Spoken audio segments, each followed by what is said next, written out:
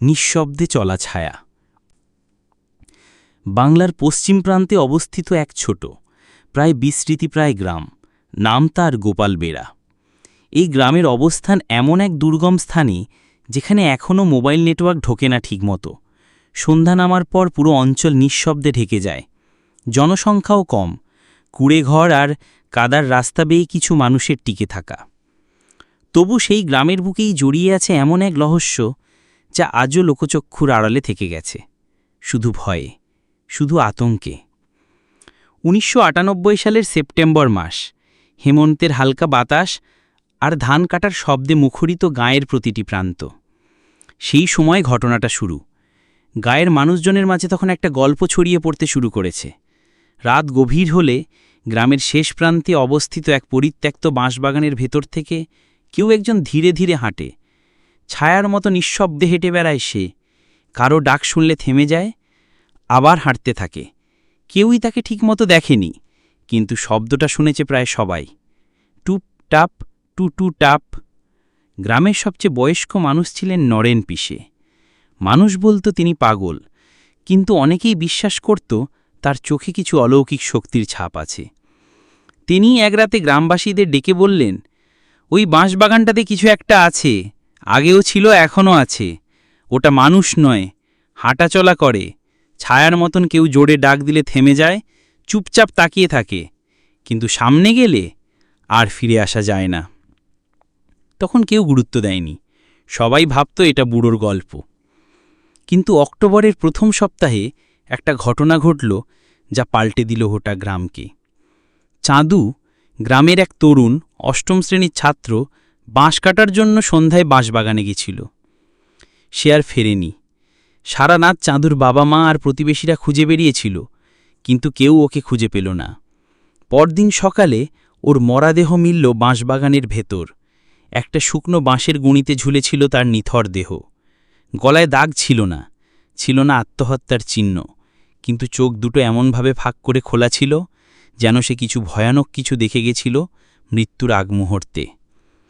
এই ঘটনার পরই লোকেরা বুঝতে পারে নরেন পিসে যা বলেছিলেন তা শুধু গল্প নয়। কিন্তু তারপরেও কেউ গ্রাম ছাড়েনি। তারা ভাবল শুধু একটিমাত্র দুর্ঘটনা। একদিন জয়া, গ্রামের স্কুল শিক্ষিকা, সাহস করে সন্ধ্যায় স্কুল থেকে ফেরার সময় বাঁশবাগানের পাশ দিয়ে একা হাঁটছিলেন। তিনি বলেছিলেন পরে, হঠাৎ একটা কাঁপুনি গা বেয়ে উঠল, মনে হচ্ছিল পিছনে কেউ হাঁটছে। আমি থামলেই থেমে যায়, হাঁটলে আবার চলতে শুরু করে। আমি ফিরে তাকাতেই দেখলাম কেউ নেই, কিন্তু বাতাস থমকে গেছিল, পাতা নড়ছিল না, নিঃশ্বাস আটকে ছিল। তখন বুঝলাম কিছু একটা আছে, অদৃশ্য কিছু। এরপর গ্রামের মানুষ জানা অজানার মাঝামাঝি এক অবর্ণনীয় ভয়ে আটকে গেল। মানুষ বলাবলি করতে লাগল, ওটা ছায়া নয়, ওটা চলন্ত আত্মা। এরপর ঘটতে লাগল একের পর এক অদ্ভুত ঘটনা। কারোর দরজায় রাত ৩টায় টোকা, গবাদি পশুরা হঠাৎ মারা যাচ্ছে, চোখে আতঙ্কের ছাপ, শিশুদের ঘুম ভেঙে যাচ্ছে দমবন্ধ করা চিৎকারে। হঠাৎ কেউ অজ্ঞান হয়ে যাচ্ছে। পরে বলে একটা ছায়া ঘাড়ের উপর চেপে বসেছিল। এর মাঝে একদিন গ্রামের এক সাহসী যুবক রাজু ঠিক করল সে ব্যাপারটা খতিয়ে দেখবে। সঙ্গে নিল লাঠি, টর্চ আর মোবাইল ফোনের ক্যামেরা। রাত ১টা নাগাদ সে ঢুকল বাঁশবাগানে। সেই রাতে রাজু আর ফেরেনি। তৃতীয় দিন সকালবেলা ওর মোবাইল পাওয়া গেল একটি ঝোপে, ক্যামেরা চালু অবস্থায়। ভিতরে ভিডিও ছিল মাত্র ৪৭ সেকেন্ডের। ভিডিওতে রাজুর হাঁটার শব্দ শোনা যাচ্ছিল, তারপর হঠাৎ নিঃশব্দতা, তারপর এক কর্কশ শ্বাস প্রশ্বাসের আওয়াজ, আর শেষে শুধুমাত্র একবার রাজুর কণ্ঠ, কেও ছায়া ছায়া। তারপরে নীরবতা। গ্রামের লোক তখন বিশ্বাস করতে শুরু করল এখানে কিছু একটা ছিল না, আছে। তারা পিসে ঠাকুরের কথায় পুরনো শ্মশানের পাশে একটা পঞ্চপদ্ম যজ্ঞ করল, গ্রাম শুদ্ধ গঙ্গা জল ছিটাল, তাবিজ কবচ ব্যবহার করল। কিছুদিন শোকাবহ নীরবতা থাকলেও সমস্যার স্থায়ী সমাধান হল না। নরেন পিসে ধীরে ধীরে কেমন যেন উদ্ভ্রান্ত হয়ে পড়ছিলেন। এক রাতে গ্রামের কিছু যুবক শুনলেন তিনি বাঁশবাগানের দিকে একা হাঁটছেন আর বলে যাচ্ছেন, তোরা যা, আমি ওকে ডেকে এনেছি, আমি চিনি ওকে, ও ফিরে এসেছে। সেই রাতেই পিসে আর ফেরেননি। পরদিন এক পাতা বাঁশের মাথায় পাওয়া গেল তার বাঁকানো লাঠিটা, কিন্তু তার দেহ বা কঙ্কাল পাওয়া যায়নি।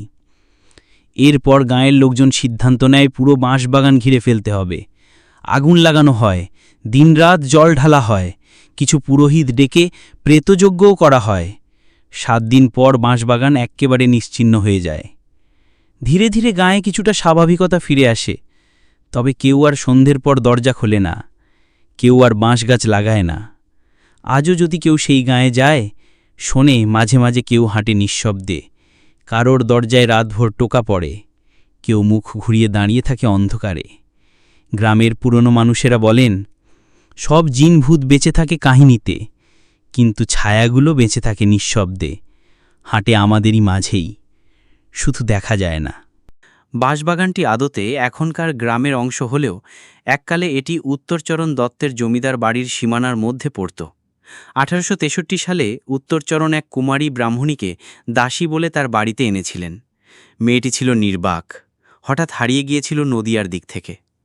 কেউ জানত না তার নাম, পরিচয়, শুধু এটুকু বলা হতো, সে রাতে রাতে কারো না কারো পাশে ছায়ার মতো দাঁড়িয়ে থাকত। বাড়ির লোকেরা প্রথমে তা মিথ্যে ভেবেছিল, কিন্তু পরে একদিন খুঁজতে খুঁজতে মেয়েটিকে পাওয়া গেল পুরনো বাঁশবাগানের এক কোণে, মাটিতে আঁকা এক অদ্ভুত বৃত্তের ভেতরে বসে থাকতে, ঘুমন্ত কিন্তু চোখ খোলা।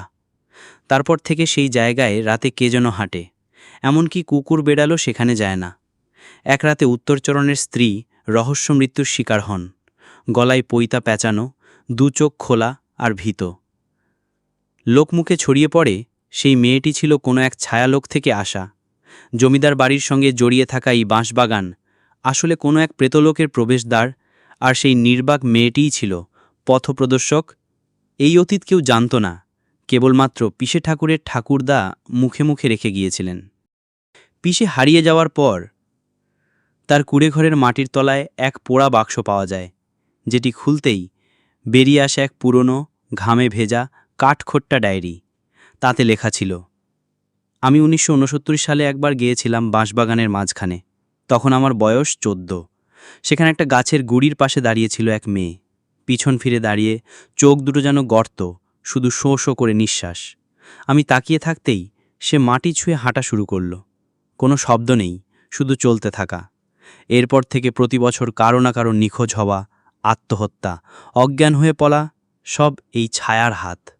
ও কথা বলে না, ও শুধু হাঁটে। মাঝে মাঝে রাতে আমার স্বপ্নে আসে, বলে, আমি ফিরছি, এবার ওরা আসবে দল বেঁধে। এই ডায়েরিতে আরও কিছু রহস্যোদ্ঘাটন হয়। পিসে নিজের হাতে বানিয়েছিলেন এক ধরনের তামার তাবিজ, যা ছায়ারোধে সাহায্য করত, অথচ এই তাবিজ গ্রামের লোকজনের কাছে কখনোই পৌঁছায়নি। রাজুর মৃত্যুর পরে তার মায়ের মানসিক ভারসাম্য পুরোপুরি ভেঙে পড়ে। সে প্রতিদিন ভোরবেলা বাঁশবাগান পুড়িয়ে ফেলা স্থানে দাঁড়িয়ে কথা বলত অদৃশ্য কারো সঙ্গে। তার ডায়েরি পাওয়া যায়, যেখানে লেখা, রাজু আবার আসবে, ও বলেছে, ওদের সাথে থাকছে এখন যাদের গায়ে ছায়া নেই। অর্থাৎ কি সেখানে আরও ওরা আছে? 2002 সালে 3 জন তরুণ কলকাতা থেকে এসেছিলেন, প্রাক্তন ভূতত্ত্ববিদ ও প্রেত গবেষক। তারা 3 রাত গোপাল বেড়ায় কাটান এবং রেকর্ড করেন শব্দ, ছবি ও তাপমাত্রা পরিবর্তনের তথ্য। তাদের রিপোর্টে উল্লেখ, রাত 3:12 থেকে 3:16 সময় গড়পড়তা তাপমাত্রা হঠাৎ 3 ডিগ্রি নেমে যায়। ক্যামেরায় ধরা পড়ে একটানা চলন্ত একটি কালো সিলুয়েট, যেটি কোনো আলো শোষণ করে না। একজন গবেষকের হাত একরকম জমে গিয়েছিল। চিকিৎসায় পরে জানা যায় তার নার্ভ সিস্টেমে কিছু বিদ্যুৎ রোধ ঘটেছিল। এমনটি সাধারণত শুধু বজ্রপাতের সময়ই হয়। তারা রিপোর্ট জমা দেননি, কিন্তু একজন অনুপম গুহ পরে আত্মহত্যা করেন। তার চিঠিতে লেখা, আমার ভিতরে কেউ ঢুকেছে, আমি আর একা নই, আমি হাঁটি কিন্তু আমার ছায়া হাঁটে না। বর্তমানে গ্রামের মানুষজন প্রায় আধুনিক, কিন্তু তারাও জানে কোনো এক অদৃশ্য ছায়া আছে তাদের মধ্যে। 2020 সালের এপ্রিল মাসে লকডাউনের সময় আবার এক কিশোরী হারিয়ে যায়, নাম মীনাক্ষী। সে ফিরে আসে 7 দিন, কিন্তু বলে কিছুই মনে নেই, শুধু একটা লাইন বারবার বলতে থাকে। ছায়া বলে, সময় ঘনিয়ে এসেছে। বাঁশবাগান নেই, কিন্তু সেখানে এখন ধান ক্ষেত, এবং সেই ক্ষেতের মাঝখানে মাঝে মাঝে একটা ছায়ামূর্তি দেখা যায়, সূর্য ডোবার পর।